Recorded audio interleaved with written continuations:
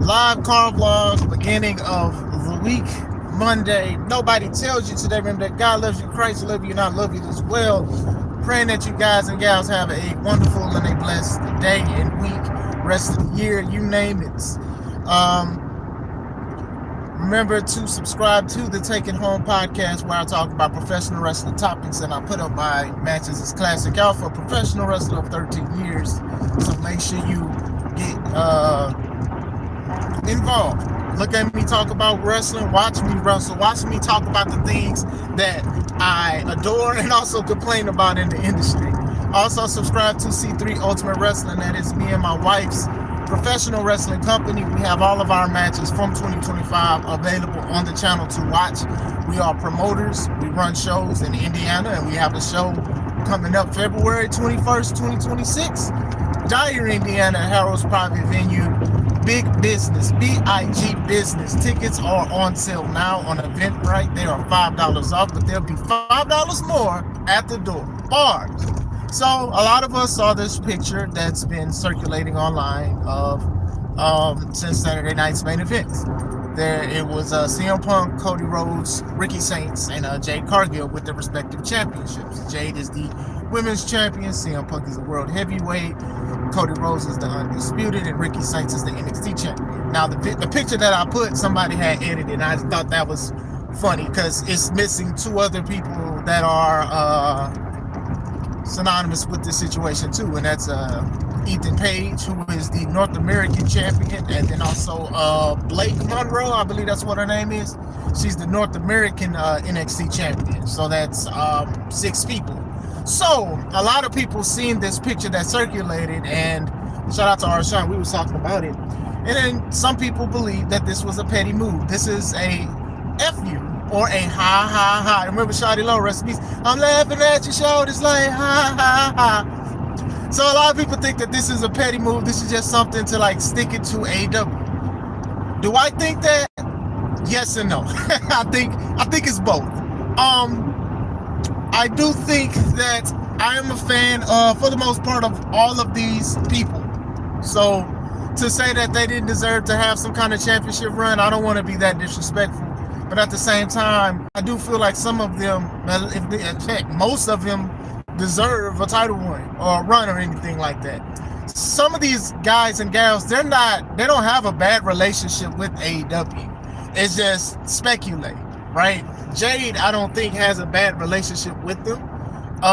Who knows if Blake, formerly known as Mariah May, has one. I know Ethan Page felt that they should have treated him a lot better. The CM Punk situation, Cody Rhodes did feel like they slapped him in his face with certain things, but he does wish them the best. So, but at the same time, Saints, Ricky Starks, he was shelved. He wanted to do stuff. They wanted him to do certain things a certain way. He didn't want to do that. And he also, I think, got in trouble when him and Copeland got into it. And low-key, he got on Copeland. Copeland couldn't do nothing with that man on the microphone. So that says something. So a lot of people are looking at this picture, and it's a dope picture to see like champions together. And a lot of them are like, okay, well, this is just an FU to AEW. I don't think it's just that. Can it be? Yes. That's what a lot of us are going to see the first time we see it. We're going to look at that picture and we're going to be like, hey, haha, former AEW guys and gals, they were champions there, except Ethan. I don't think he was a tag champ. But still, they was just like, okay, hey, look at what we're doing. We're making champions here. Listen, it's not a competition between AEW and WWE. WWE is the number one. AEW is not even close, respectfully. Do they have better stuff sometimes? Yes, but most of the time, in my opinion, they do not, right? But at the same time, some of these people were stars before they went to AEW, because some people are going to say AEW elevated these guys to being WWE champions. Let's not go too far. What's going on, Raphael? God bless you too. Let's not be hasty. Sure, WWE probably didn't look at Starks until he was in AEW and seeing what he can do. He was part of like backstage segments before he went to AEW. Maybe they just didn't see anything. Maybe they didn't see much of Mariah May. Maybe they didn't see much. Maybe they saw Ethan. Ethan's been around for a long time. But still, maybe they didn't see a lot of the stuff. And they was like, okay, you know what? Well, we can do something with these guys. Jade, right. We talked about Jade and stuff like that. in the situation. I felt, even though Jade had an undefeated streak and she was beating a lot of the women, I do feel like they should have gave her a championship run. And people are going to be like, oh, well, we should just be grateful that she was undefeated.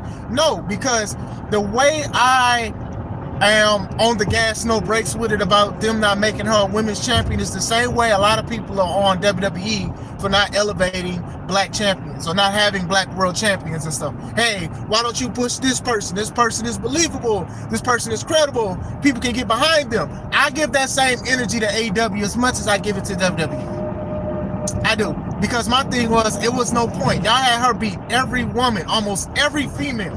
Hey, Chris Statlander, the one who defeated her, she beat Chris before. So it's like, so that's why I don't let up on that situation, because a lot of people is like, okay, well, look at AEW and they treat black talent better. They do this and that. They did. I was grateful for it, but they did all right with Swerve. But one guy, he spoke about it, he was like, ever since he got injured, nobody's close to the title picture. Nobody's close to the title picture like that, unless it's ROH, which is crazy. By the way, why does it seem like the developmental or the lower tier companies, they're the ones that are flourishing with black talent and black champions? I'm just saying, something to think about. I can see Jade as the women's champ. She did. So it was like, to me, why didn't she go after the main title? Maybe they tried to sign and try to extend her contract, and maybe she said no. But the way y'all had her and y'all elevated her, she should have been a champion, or should have at least tried for the championship. But it didn't happen. It didn't happen. So that's why I want to reiterate why I don't be like, oh, okay, just be grateful that she got this. Because if I turn around and I say, oh, well, be grateful Montez is a multi-time tag champ with Dawkins, or be glad that we got this, or be glad this and that, y'all gonna be mad. When I say y'all, I don't mean everybody, but I know that a lot of people are gonna be upset if I bring that same rhetoric to WWE. Grace period is over for both companies. You cannot say, oh, well, AEW is still a relatively new company. Give them grace. Give them time. That was the main thing. Hey, these booking decisions is trash. Give it time. Hey, the executives are being champions. That's crazy. Y'all wouldn't like if people who work for WWE in the corporate office was champions. Give it time. Hey, this should get better. Give it time. Hey, new stars losing to old stars. Give it time. See, and that's the thing. Grace period is over with. But still, question is, alright, I believe they have pay-per-views, and I know they have like a YouTube channel. They may be on, I don't know, I couldn't even tell you. GG from my phone store. So still, going with that, I can definitely see the picture being petty. Hey, these were former AEW wrestlers, and look at what happened. Look at them. They're champions at the #1 wrestling company. This is where wrestling counts. Low key, if I was, shit, it is me, that's what I'd be like, WWE, where wrestling counts. Honestly. That's a tagline. That's a tagline right there. WWE, where wrestling counts. You know, AEW says, where the best wrestle. WWE turns around and says, WWE, where wrestling counts. Ooh, and then had that picture. Ooh. And I'm not even saying like a petty in the evil petty way. It's just business and stuff like that. You know, we've been waiting for Jade to like be at the top of the mountaintop. And she made the top of the mountaintop at the wrestling company that is the #1, right? Cody did the stuff, and I'm not going to sit here and be like, okay, well, AEW didn't help them or didn't help certain situations. Obviously, Cody was a big part, the main player in the AEW conception and everything like that. He's two-time TNT champion and stuff. He's done things, had great stories, had matches, had bad promos. He had a whole bunch of stuff or whatever like that. And, you know, he actually used that to show WWE, and even in the independent scene, when he was on the independents, when he was just going by Cody, because he wasn't going by Rose because WWE owned the last name. And he still was making a name for himself. And my homie Trey kind of brought up that point when we was bringing up Bryan Danielson saying they basically AEW is the reason why Cody Rhodes is a main eventer. Sure, big part, but not just the part. You have to carry that. You have to wear those breeches. You have to carry those boots.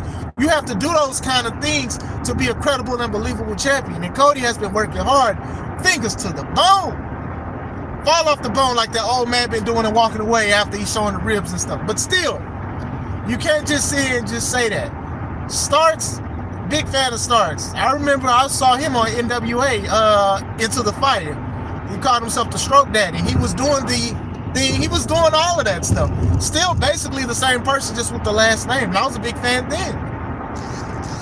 Ethan, like I said, he actually used to wrestle out here in like the Chicago area and stuff like that. I know he's from Canada and stuff, so he used to come out here a lot. He was a champion a lot of places and stuff. And he was in TNA and all of this stuff. Jade with the AEW, Punk, Cody with the illustrious career. Basically, the guys are making history at their age and stuff like that. They're doing good and stuff like that. So I will say that for the most part, a lot of these title reigns, I do feel like are well deserved.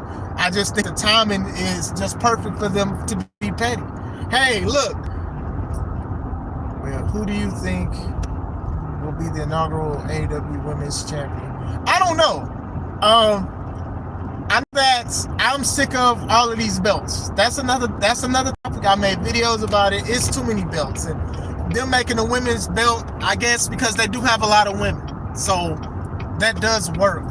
I would say probably Julia and Sky Blue, just because they like Julia and Sky Blue, and I know that they're advancing into the tournament. I couldn't tell you whoever else was in there. I know that Jamie and Queen Aminata just lost to them or whatever like that, and I also know they're like prepping for the Blood and Guts match. Like I said, it is what it is when it comes to that situation. Does a Mercedes have? Yeah, she has like 12 belts. She needs to be losing the belts. See, that's the thing. It's not all AEW. It's all of these other companies that are booking her to win these belts. And like I said, it's a nice photo. It's a nice photo of having all of these belts or having people hold belts because you don't have enough body to hold the belts. But at the same time, we know that some of them are like, oh, well, she's going to put over the new generation. She's going to put over new talent. It's a business ploy, so people can buy tickets, because regardless if people don't like her or not, they're going to buy a ticket to see her wrestle, regardless if they think she's good or not. And my thing is this: when she starts losing the belt, the first time she loses a belt, it's going to be 10 times more special than when she loses the 12th belt, because we know she's going to lose those belts. So having 12 belts, starting at belt 1, it will not be the same by the time she loses belt 12, because most likely she's going to lose them in a stream consistently, like almost everything. So that means she's going to lose 12 times. And that's something in itself. Or 11 times, because I know one of them is like the Owen Hart belt, I believe. And that's something that's defended yearly in a tournament. But still, because I think, and speaking of Mercedes, I think she says, she did make a post, apparently. And she said, like, when everybody was posting that picture, she said AEW is everywhere. And I'm like, ma'am, please sit down somewhere, because if that's your logic, then we can sit down and say WWE is everywhere, because you're AEW champion and you're a multi-time champion everywhere else. And this is coming from somebody who was a fan of Mercedes. Just saying. It is what it is. 12 belts. That's correct. To me, cool picture. But like I said, the most belts I've held since wrestling is 2 belts. And I'm fine with that. I know a lot of people, they have 3, 4, 5 belts. They take pictures. To me, it's oversaturated now. Back then, it wasn't a lot of wrestling companies out there. Now, you know, even me having a company myself, there's so many companies out here. And people are champions. They win it. They deserve it. They work hard for it. Then they take a picture. Now the picture's less special. It's not going to help you get booked. I mean, it's a good picture for your office or for your profile picture or whatever like that, but still. She the real belt collector, right? Right. But nobody was mad when Kenny was doing it. When Kenny had like 4 belts, he was the champion in AEW, he was the TNA champion, he was the champion in Mexico. Then he had another belt. I forgot where that other belt was. Was it a New Japan title, secondary title? I forgot what belt it was. But he had like 4 belts. And he was coming out and he was that era of Kenny was bad. I ain't gonna lie. I remember that he had like was it a 3-way or a 4-way? And he won because he attacked Pac with all 4 belts. Like Callis was just giving him each belt, and he was just hitting him with I was like, it's so cringy. It was just so cringy. I want to say it was a triple threat, but I could be wrong. But still, going back into it, yeah, I can definitely see. Are y'all ready for WWE Survivor Series? I'm not ready. Well, I don't care for Survivor Series like I used to, because I'm sick of war games. I am sick of war games. We need to go back to the traditional elimination style Survivor Series, or do brand supremacy. Yeah, they play War Games out. I think they should just bring War Games to NXT for a little bit. Like, you ain't got to stay there, but bring it to NXT for a little bit. Y'all could have did the TNA NXT thing at War Games. Y'all could have did that kind of stuff. Y'all could have did it there. Y'all didn't have to make Survivor Series, which is one of the oldest PLEs in WWE history, one of them. Y'all turned it into War Games and be like, oh, well, it's a tribute to Dusty. Well, make it a tribute to Dusty in NXT because, you know, he was a big part of NXT. So why don't you just bring it there? It was there for a bit. You know, the 2-ring thing and all that. Just bring back traditional Survivor Series. Deadline, I don't watch NXT shows like that. I be wanting to, but then I'll be like, I'll find something else. I do miss the 5-on-5. I think the 5-on-5 is pretty good. If you guys have time, go to this playlist and look at my playlist, and there's Team C3 versus Team Board. It was a 5-on-5. No, it was a 4-on-4. It was a 4-on-4 elimination style match. Enjoy it. It's one of my favorite matches ever. Very good match. If you like that traditional Survivor Series stuff with a little attitude and stuff with a C3 spin, recommend it. I honestly thought NXT and TNA would do some sort of Survivor Series.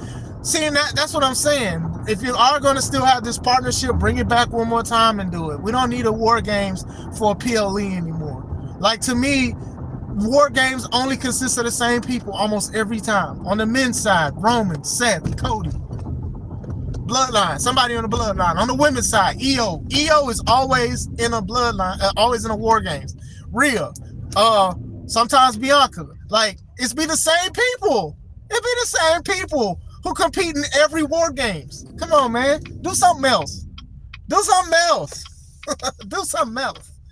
But going back into it, I do feel like the downside of seeing if WWE is 100% petty and showing this, the downside is they can take a chance and put belts on people and see if they make magic.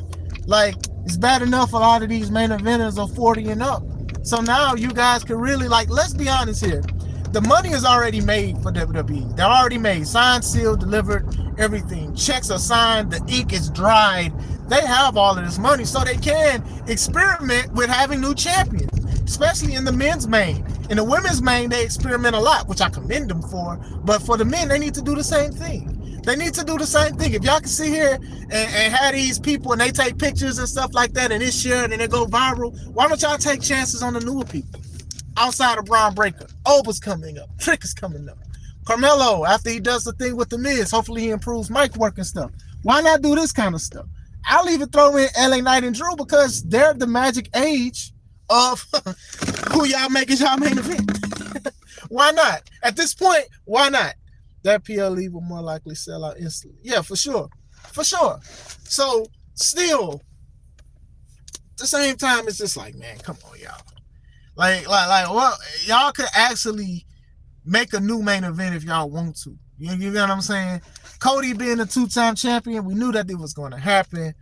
We don't like how it started and reiterated that he took a break after winning the belt to go do movies and stuff. Y'all could have had Cena have a longer run, or y'all could have gave the belt to Drew. And then he finally loses to Drew. I mean, Drew finally loses to him. I thought Oba would answer. If Oba answers it, he will lose. And I don't want to see that. I think Oba reminds me of Gunther, but Oba is Oba, if that makes sense. He's his own self. So that's how I feel about the situation. Is you can have them be similar. You can make it into a dream match eventually. But you make Oba, call Oba up and make him an unstoppable guy.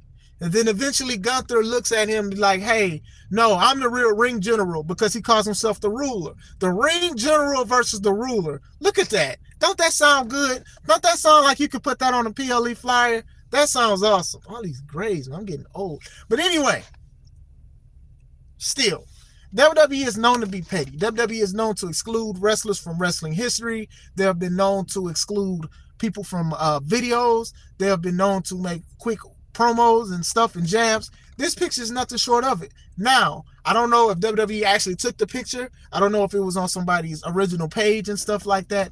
But still, the fact is that decision was made. So we knew eventually, if it didn't happen at Saturday night's main event, it was going to happen eventually. Or somebody was going to speak about it like I'm doing now.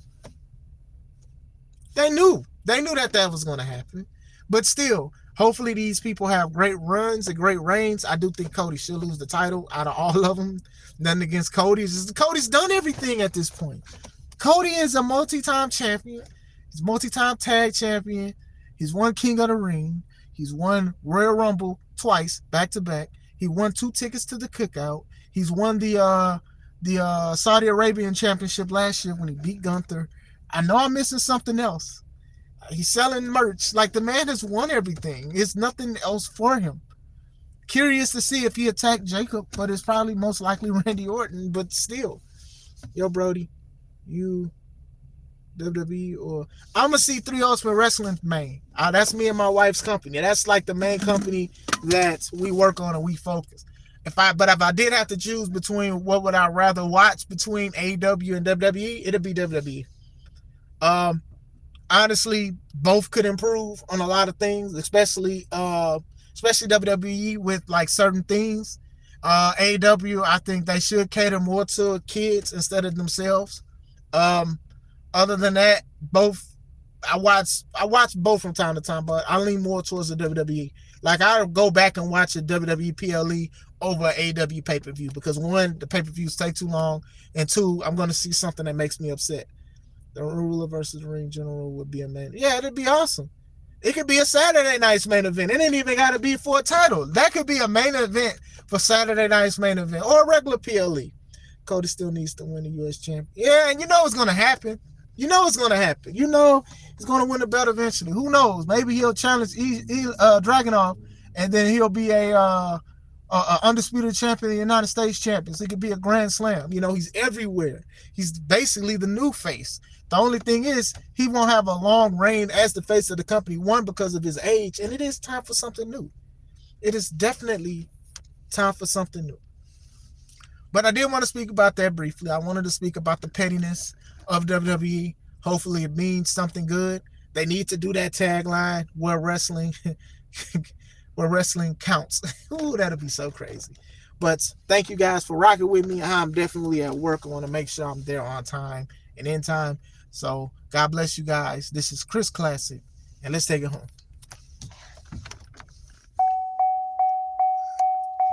Thanks. Appreciate the sub. God bless.